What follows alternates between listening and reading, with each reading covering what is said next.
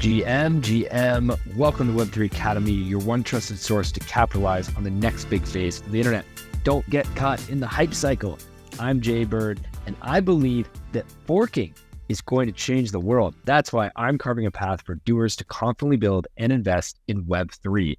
Welcome y'all to another episode. Today, we are talking about forking. Is forking a bug or a feature? Is forking a good thing or a bad thing? In the crypto, blockchain, Web3 world, forking has really been seen as a bad thing for a while now. However, a recent DAO vote from Nouns DAO, where they decided to fork, has led a lot of people to feel like, okay, maybe forking is actually a good thing, and it might create potential opportunities and new ways that we can coordinate with decentralized organizations that we hadn't really thought of before. And it's really opening a lot of people's eyes. And Nouns DAO is, as they always do, really leading the way. Today we have Jeff Kaufman with us on the show. Jeff, old friend of the show, been on the show multiple times before, brings with him his knowledge from Jump, one of the leading Web3 communities that he has been working and building in the space for 2 years now. And today, Jeff and I are really going to talk about, why do we need decentralized governance? Why do we need DAOs? Like, do these things really serve a purpose? Is it just another buzzword, another acronym that's hot today? Or is there some bigger purpose here that's here to stay? And then we talk about, are DAOs working? What are some examples of them working? Where are they not? Then we're going to get into really the meat of this conversation, which is Nouns DAO, the fork that just happened, and then a new proposal out of Nouns DAO around what the future should look like in terms of this ability to fork and potentially arbitrage this price, which has led to a lot of speculation in the DAO. And if you don't understand exactly what I'm talking about, it's okay. We're going to explain it all to you in today's episode. And make sure you stick around to the end because Jeff has some hot takes on forking and why he really believes that forking is a good thing and that it's a new meta in the space that we haven't seen before that is probably going to lead to some exciting new experiments and some new ways that we can use blockchain for better in the world in the way that we coordinate humans through DAOs and through on-chain governance. Fascinating conversation today. You're just going to absolutely love everything that Jeff shares and these takes around DAOs forking. Fascinating. And one of the most interesting things before we jump in is that with this fork that happened in the Nouns DAO, the DAO gave up. They basically refunded over 470 people in their DAO. They refunded them 35 ETH each. And as a result, they gave up more than half of their treasury back to their original holders. That's a big decision. Millions of dollars, over $25 million that they gave back. So a lot of people would say, oh, no, that's awful. You lost your treasury, you're having conflict, people are voting against you. All these things really bring up this feeling of a bad situation, but it's not necessarily exactly all it appears to be. There's more behind the scenes that we're going to jump into in today's episode. Super excited to jump in today's episode with Jeff. But before we do, I just want to make sure you know that today is the last day that you can get 33% off on our Web3 investing masterclass. You can buy in crypto now. We just started accepting crypto payments last week, and that's why we're giving you this 33% discount right now so that you can pay in your crypto. You could also pay in your fiat if you want. Either way, you can get a 33% discount. And you know what? You're going to want to grab this course now because the Ethereum ETFs just got approved. There's some big things happening in the space, some big things that are going to come in the next few months. And the Ethereum ETFs alone, what's the impact going to be on the market? Is that going to move the market? Are we entering a bull run? How should you be deploying your capital? How do you think about your portfolio management? Which tokens should you be investing in? Should you be investing in NFTs or should you focus more on fungible token? All these things are questions we answer in our Web3 investing masterclass. So go ahead and make sure you sign up. Link is in the show notes. Get 33% off. Today is the last day. Modern newsletters are built on Paragraph. That's right. Paragraph is a brand new newsletter platform that combines the best parts of Web 2 and Web 3 to supercharge newsletters for both writers and readers. Build a community, not just an audience. Paragraph uses blockchain tech to allow readers to collect and own the words that matter to them. This takes reading a newsletter to the next level. With Paragraph, readers can mint, collect, and show off quotes from their favorite newsletters. This opens new possibilities like creators sharing revenue with fans.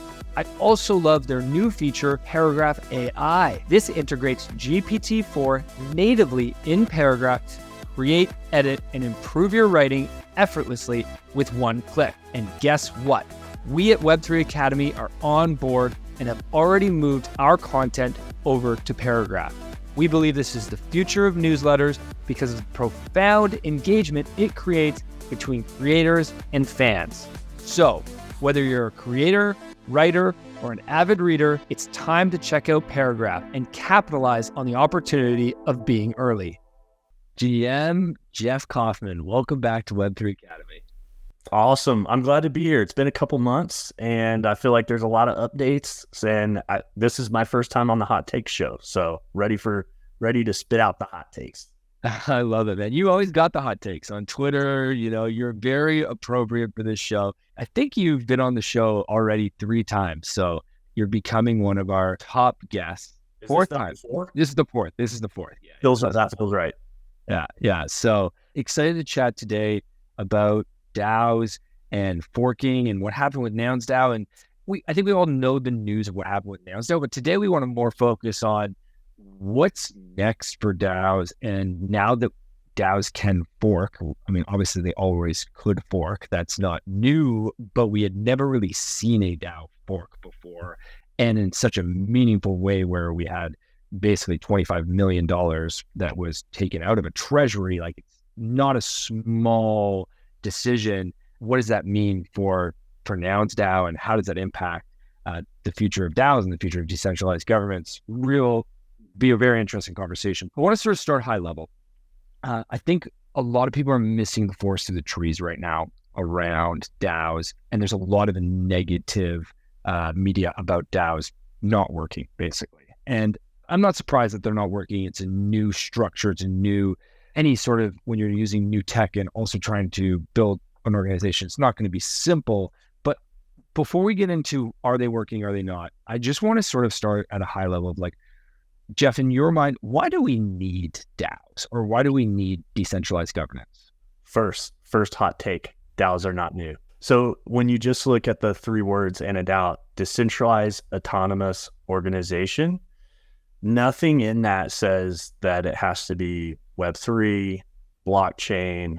Now, when I think about DAOs in context of Web3 and blockchain and crypto, we start to enter an internet native organization, or an organization that can operate at internet scale and internet speed.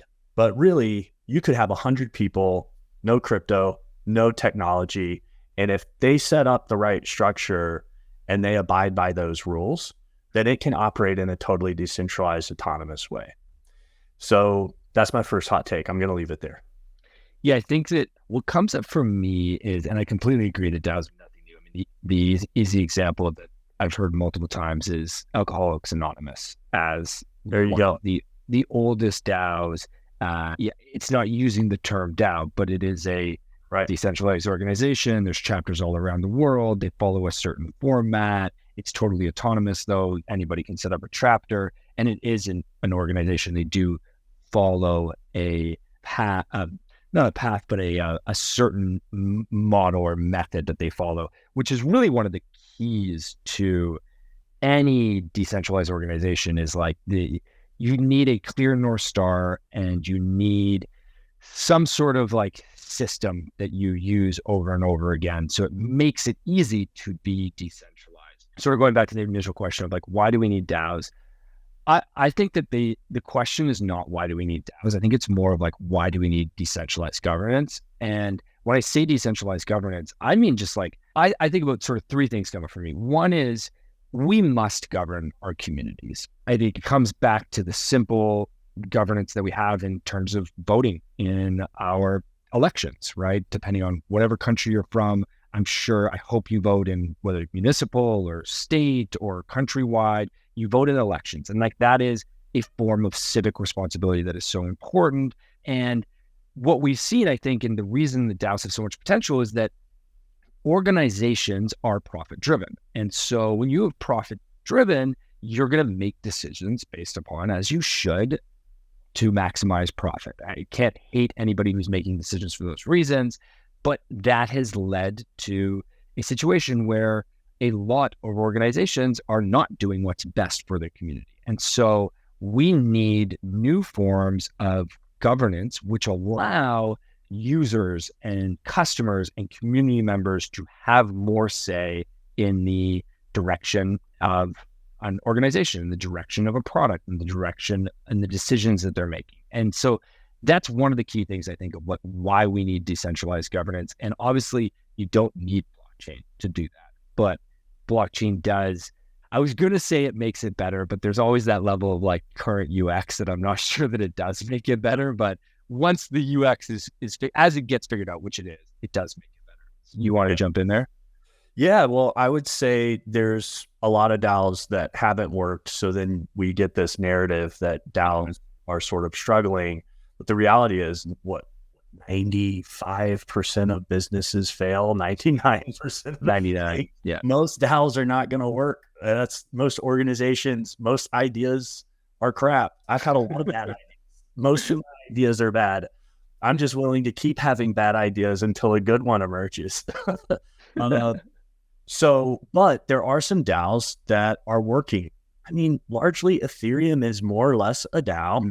Gitcoin is working wonderfully. Now, the thing about something like Gitcoin is clear mission, clear set of values, clear set of sort of protocols that were built over time and how people participate and where value goes. We are seeing DAOs in the Web3 sense work.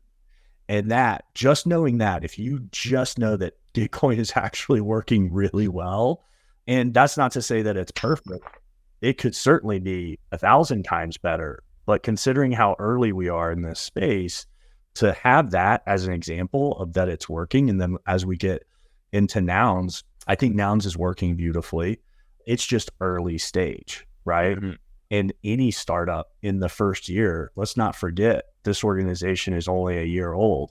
So it's going to go through its growing pains, and all the growing pains are out in the world for everyone to see. Mm-hmm. You know, a lot of growing pains nobody ever sees. I agree, though. Why do we need decentralized governance? And it's just the fact that there's a lot of things in our lives that not a single entity or organization needs to control. It either needs to be controlled by a set of organizations control the thing, which that I'm actually really bullish on that. And I don't know if people are talking about that enough. Why do I think of that?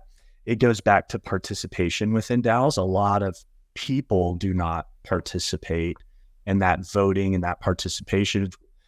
People are busy. They have babies. They have jobs. Right? It's like, there's these 5 DAOs that I'm super interested in, and I want to consume their products or services, but I don't have time to participate at a meaningful level. So I really think the space of organizations participating together is underexplored, at least in Web3. There's plenty of examples of that in sort of the traditional world. If you It's really interesting you bring up this concept of, rather than it be completely decentralized, that you have a few organizations that sort of speak for the people. We spoke to a few months ago, Hedera, which is an L1 that uses a governing council of, it's 30 organizations, but I think there's only like 28 organizations that fill the 30 seats now. But it's like, it's Google, it's Boeing, it's like some major universities and educational institutions, and that's who governs Hedera. And so you might say, oh, that's not decentralized. But once you get to decentralized, tomorrow we have a podcast coming out with Zach, who's a very involved member at 8coin DAO, and he talks about how ApeCoin DAO has 70,000 members in it, and only about less than 1,000 will vote each time. And the problem is because the way that DAO works is it's all based off weighted voting. So Mackie Big Brother comes in and he has 4 million ApeCoin and he can swing any vote. So you have issues around the mechanism that is used to manage the vote. I think just coming back to the initial point one more time is human coordination is very difficult, and blockchain is the first time that we can coordinate humans based upon their activity within an ecosystem. The best example of this is OP token, where different people have been airdropped OP token as a result of their activity on OP chain. And your OP token is also a governing token. And so you can govern. And the thinking is that, the people that are interacting the most are the ones that should participate in governance. And so you're not just giving away value. And I think that's one thing that most of us miss is we're so focused on speculation in Web3 that we're always thinking about oh, great, I get a token. What's it worth? What's the value of that? But what we're not talking about enough is that a lot of the times when they do these airdrops, you're also getting governance, and that is actually just as important, with the caveat being that there is obviously an issue around voter apathy, which is why, I don't know if you saw, but OP token last week did another drop, and their drop they did last week, this was their third airdrop. It wasn't based upon activity on OP chain. It was based upon governance activity. So you either had to participate in a vote to get that airdrop, or you had to just delegate. As long as you delegated your vote, and then the person who you delegated your vote to actually used your vote, then you got the airdrop. So they're rewarding that participation in governance, which is a great example of using DAO mechanics to ensure that people are governing. You know what's funny about them airdropping these tokens, and basically this highly centralized team is setting the rules for this decentralized. It's there's a lot of centralization in that conversation. But don't you think we need that though? Like you said yourself, Gitcoin started very centralized, right? Yeah. It's very difficult to start decentralized. I don't even know how you could start decentralized, because you need, in the beginning, you need clear direction, you need vision, you need a few people that are pushing and trying to get somewhere. And if you do that decentralized, usually it doesn't work because you just have too many people sitting around and no one's actually making decisions. That's why to get there, especially to get there fast, it has to be built into the protocol or the technology in some way. So you look at Bitcoin, for example, highly centralized in terms of writing the white paper, doing the first set of sort of code and software implementation, and then publishing it. But as soon as the miners come in and they start acting, right, and it builds and it gets decentralized very quickly. Nouns is a good example.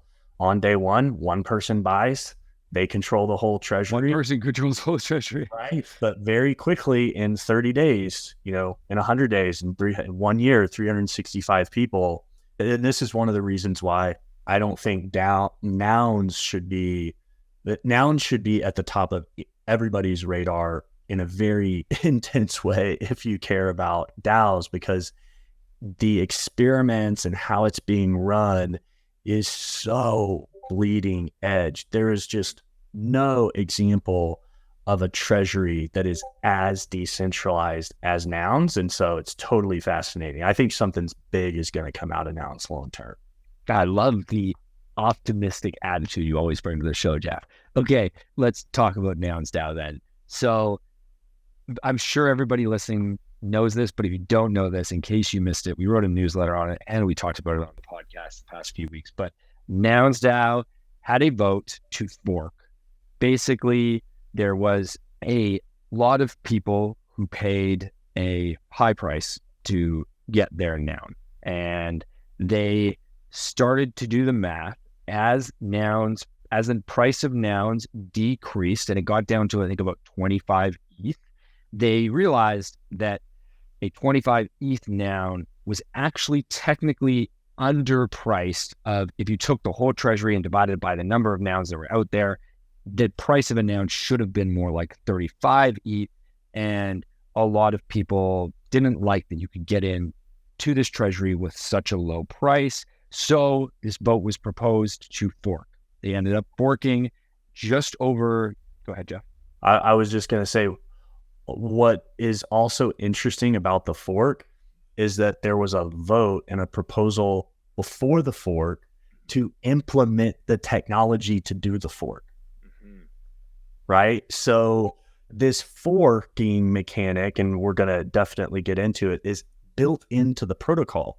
So before the vote would happen to go fork, there was a proposal that said we need the technology to do the fork in an on-chain way. And that's part of the Nouns ethos, is that it's all has to be on-chain. It all has to be at the protocol level.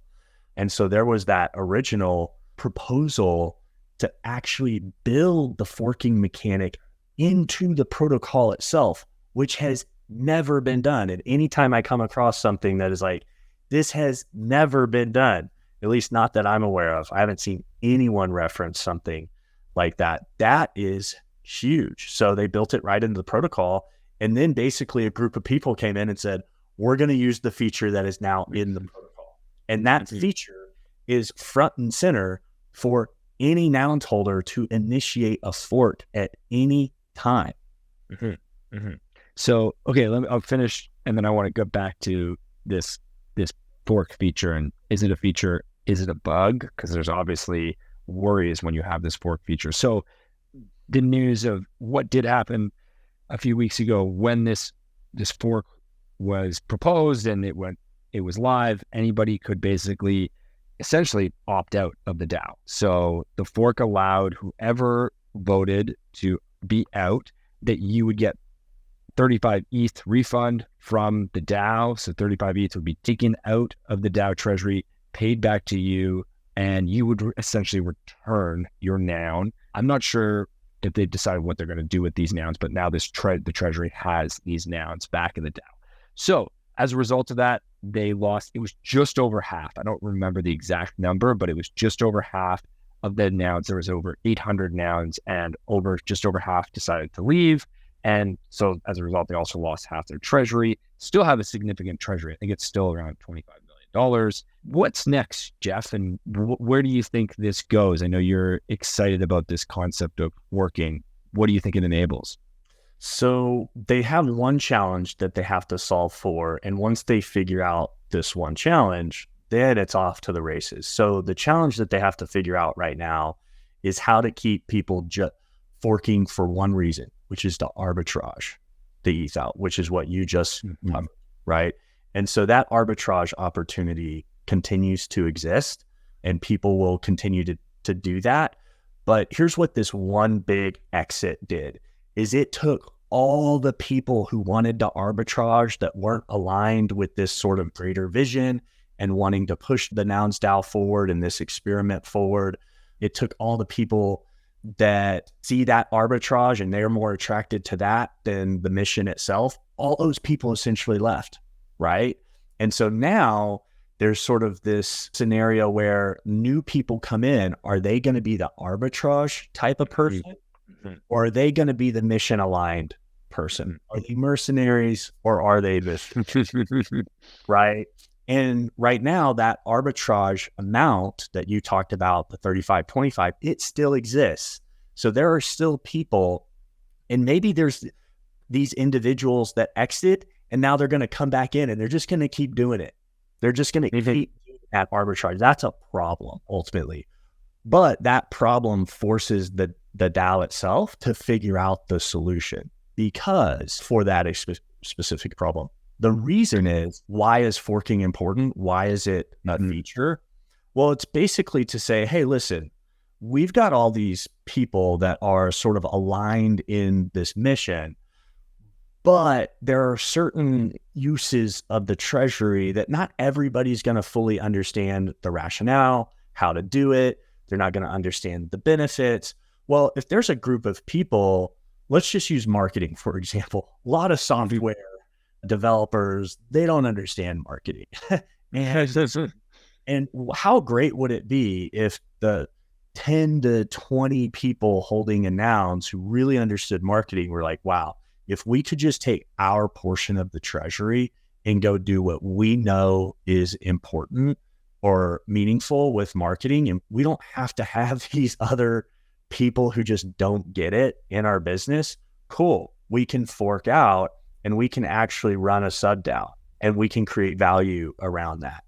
And forking, ultimately, it only propagates the brand or the meme, right? The more forks that exist, the more teams that are out there doing interesting things. And, I can see a world where some of these forks actually end up creating very sustainable businesses where they are self-sustaining in and of themselves.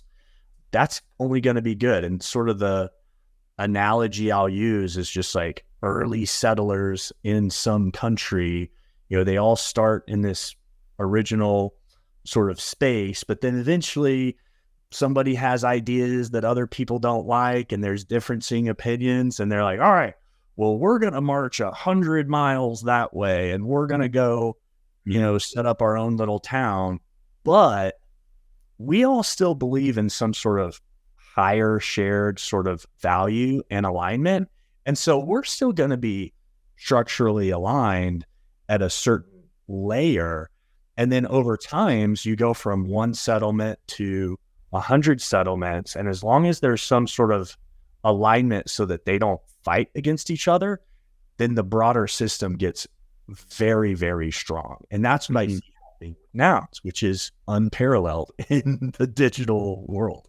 Yeah, it's interesting because so leading up to this fork, the price of nouns sort of settled in around 35 ETH because either there's people who are maintaining the floor on the noun side who really believe in nouns and are like, I'm going to make sure that each noun, each auction that happens each day, permissionlessly forever, that 35 ETH floor is maintained. And then if you did decide to leave through the fork, you would get your 35 ETH refund. So it made sense that it sort of settled at that price. But since then, the price of the nouns has dropped. And I was just looking the day after the fork, the next day, it was down to there was a 15 ETH noun. And then there's been some some high teens, some 20s, and it's kind of bumped back up to 30 ETH. But you can see, so there is this risk that people are just going to, as you said, arbitrage it. They're just going to say, oh, great, I'm going to buy a noun and then I'm going to put up a proposal that we fork and that the price on a fork should be 35 ETH and try to get that to happen again. Because there is some people that did, again, there's always going to be speculation in this space. There's some people that they're using this as a way to make money, not because they care at all about being part of Nouns DAO and spreading the IP of, the cool sunglasses. That's not what they're there for. They have some new proposals, but how do they avoid this continuing to happen? So one, it's just interesting. Well, what if it just continues to happen? Right? What if it just continues to play out? That's one possible path that's worth just intellectually saying, well, what happens? Well, what happens there is the price of nouns just gets lower and lower and lower and lower and lower. And it keeps getting these arbitrageurs kind of keep going out. But at the end of the day, I think what's left is an incredibly strong group of people. And they got this mechanic to continually fund the treasury forever and ever and ever. I think that it's actually okay if they don't do anything.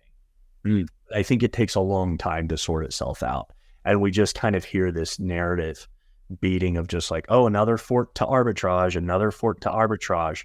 But it's just this cleaning system that will take some time to sort out. So, well, what happens if the DAO wants to not go through that painful process and potentially it burns and, completely crashes, right?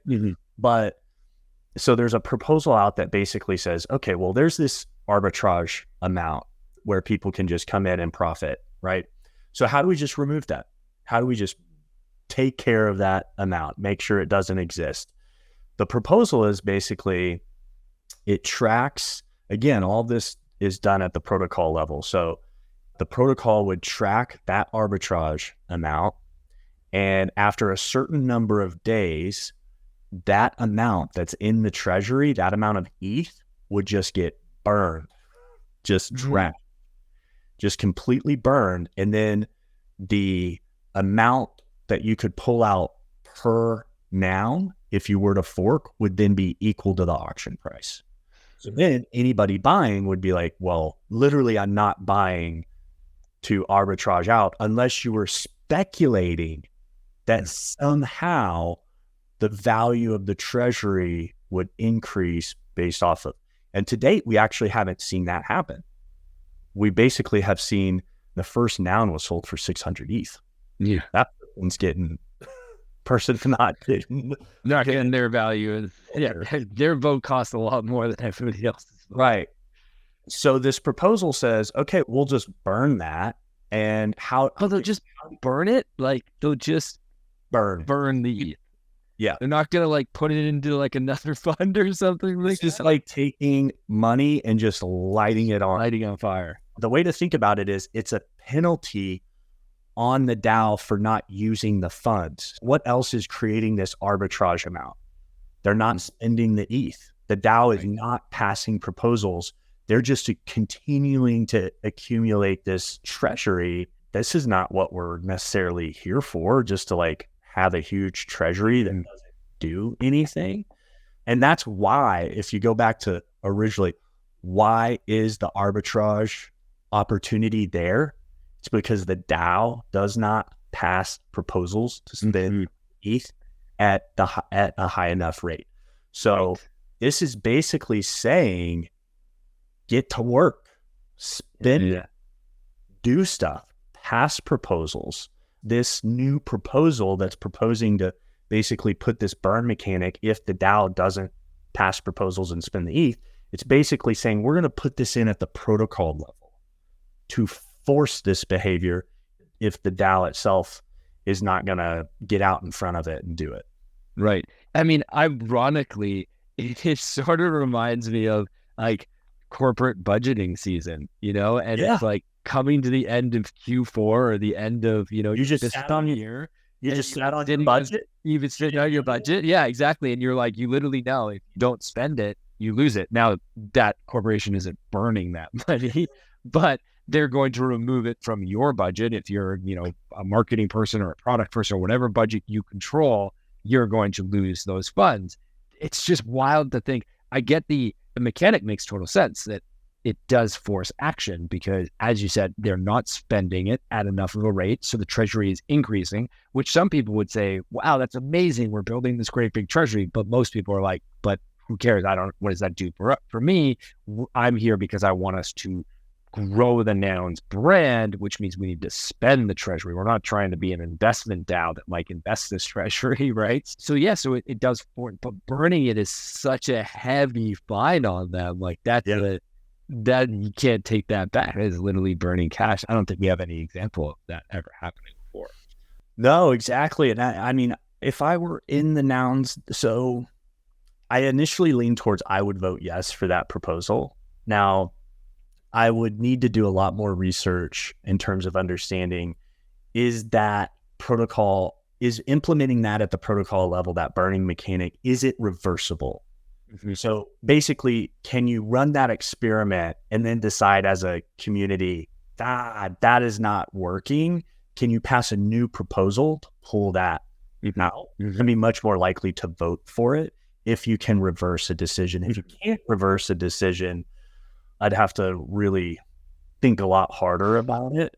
But what I love about all of this is it's truly forcing people to decentralize governance and basically sub-DAOs. It's creating that opportunity to exist by implementing this ability to fork at any moment. And right now it's used for basically speculation, which a lot of crypto speculation leads to participation, and the markets are built around speculation. And there's a great article that talked about how the majority of the US getting started in the early days was so much of it was speculation and profit seeking. And so much of people heading from the East Coast to the West Coast was all about the gold rush and speculation and mercenaries just trying to make their bags was a big reason why a lot of these trails opened up, a lot of pathways across the country. A good portion of the infrastructure and the opportunity in the cities was purely built from a speculation perspective. And so this forking mechanic was built basically out of people who are speculating. And you can see how this forking mechanic is actually a feature if you say, okay, this arbitrage opportunity is removed somehow, right? Once it's removed, now what's the reason to fork?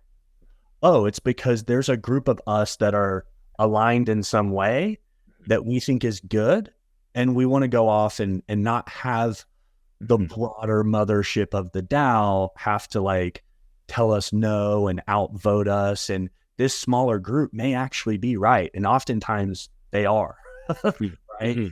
Even if there's a good portion that aren't right when they decide to go fork and do their own thing and build, there's going to be someone, some group that is right about whatever idea that they have. And it's going to be a game changer. And that's why I think that something huge is going to come out of nouns long term for these sort of three reasons.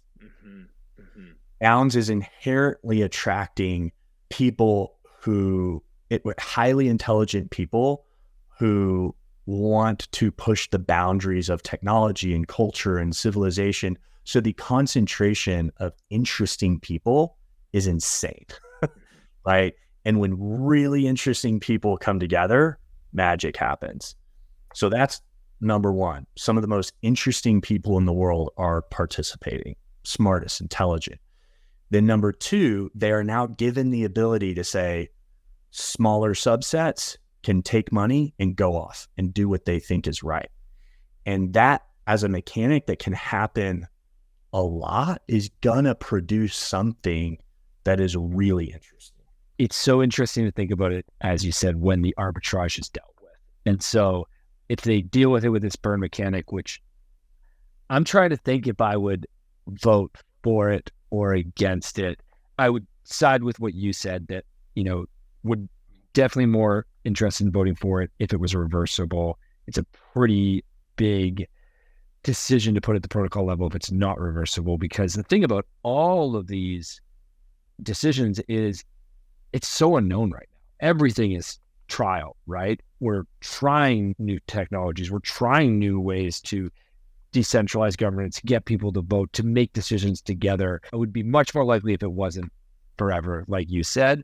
What I do wonder is, I think I would also vote for it if I felt like confidently would deal with the arbitrage issue, because I want to move to what you're saying is I want to move to a space where we are actually voting to either be together and make decisions together or to go do our own thing in a sub DAO. That is really, really powerful and really cool. Jeff, final hot takes, and then I want to get to what's going on with Jump and The Economist, because I know you got some exciting stuff to share there.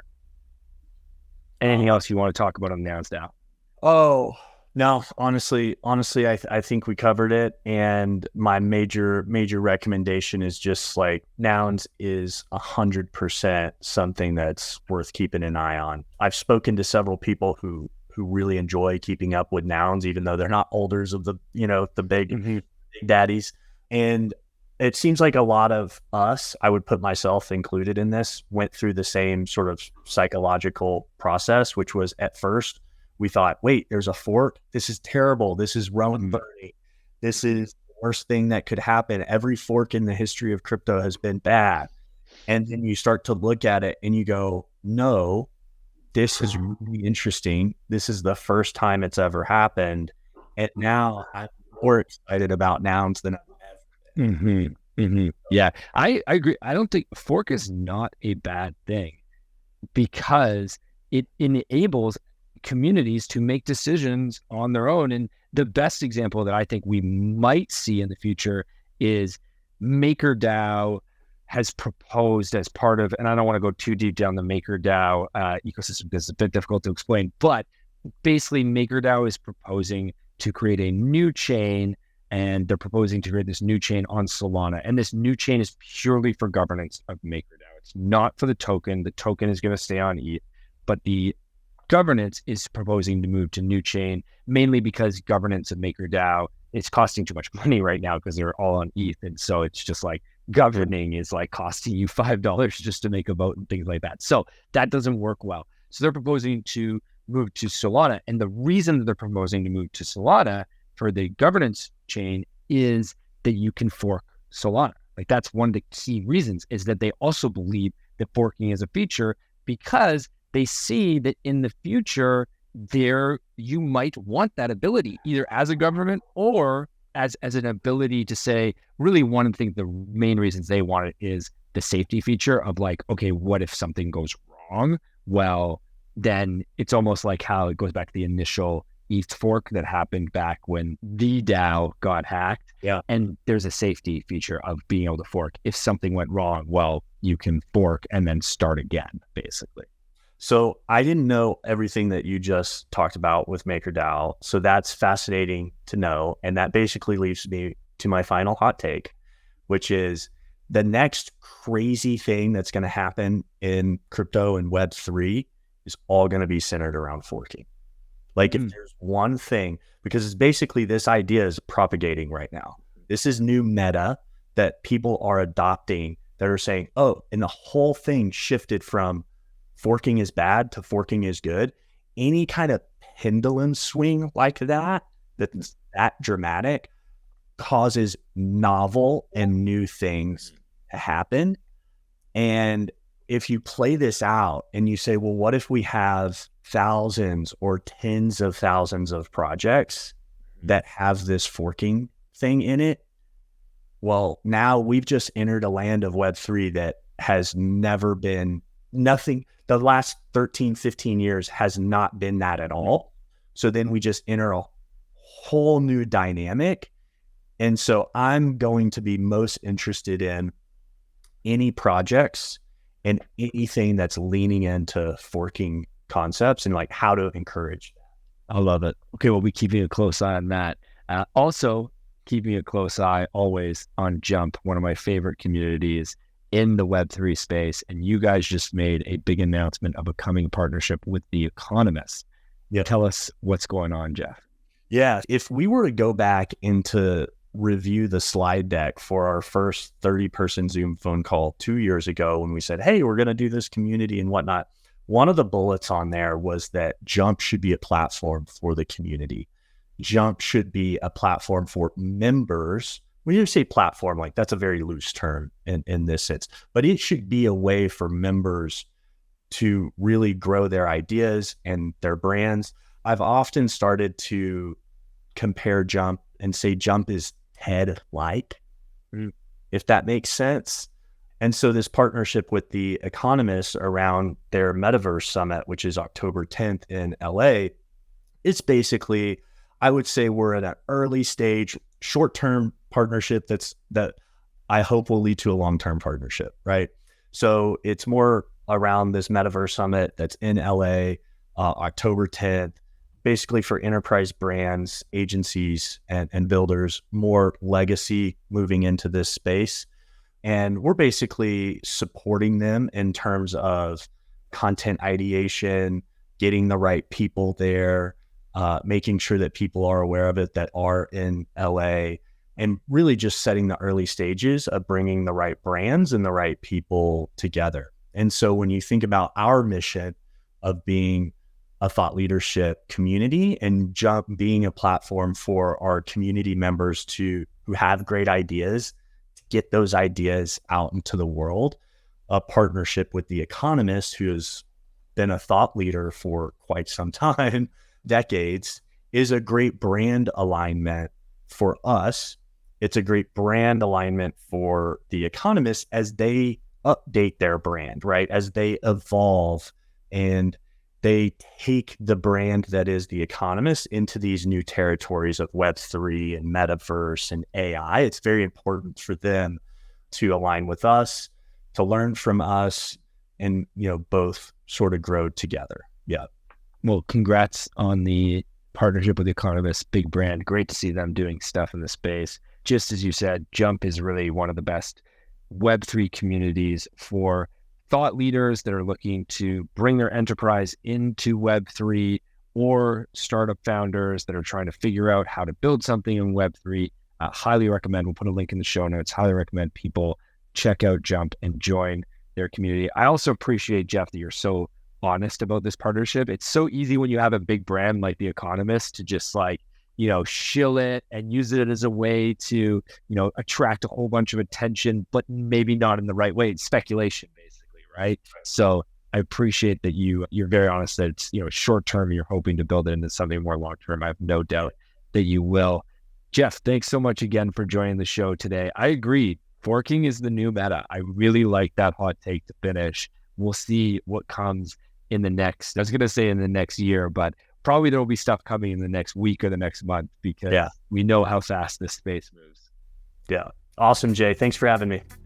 Awesome. Thanks for listening, everybody. Have a great day. Thank you for listening to Web3 Academy, your one trusted source to capitalize on the next big phase of the internet. If you enjoyed this episode, please share it and subscribe or follow so that you don't miss the next one. While you're at it, there's a link in the description for our free newsletter where we provide timely and relevant Web3 insights so you can confidently build and invest in Web3. Make sure to subscribe today. One final note. This podcast is for educational purposes only, and nothing we say is financial advice. Crypto and Web3 are risky, and you should never invest more than you're willing to lose. Thank you, friends, and see you in the next one.